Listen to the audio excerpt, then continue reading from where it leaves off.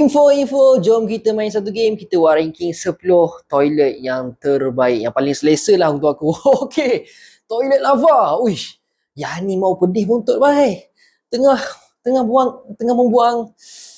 Oi, seram. Okey, nombor 10. Tak, jangan macam tu.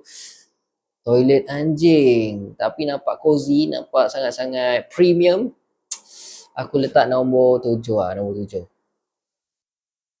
Next. Oh ya, ni toilet macam mana ni? Ni macam versi kampung-kampung dulu lah. Aku letak nombor. Tapi nak cakap selesa pun tak agak. Aku lagi selesa yang duduknya. Adik. Tak apa, aku letak nombor 8. Ni kena cangkung, bos.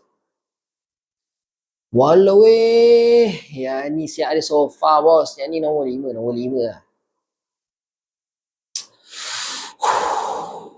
Yang ni tak payah cakap banyak lah, nombor 3 lah, bos. Toilet emas pula tu. Yes, yang ni lah paling the best tau. Walaupun ada toilet emas ke, toilet belian ke, yang ni the best. Nombor 1. Okay, next.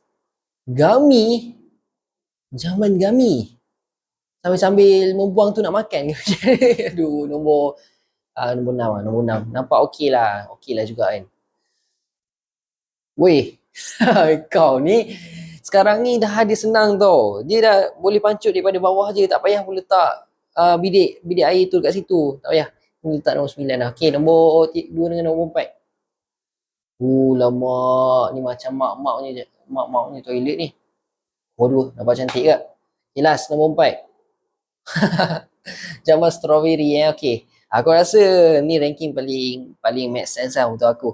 By the way guys, kalau kau nak dapatkan hoodie yang lawa macam aku pakai ni, macam mana nak order sekarang dekat Shopee yang ada dalam video ni. Okay, harga tengah murah sekarang ni tau.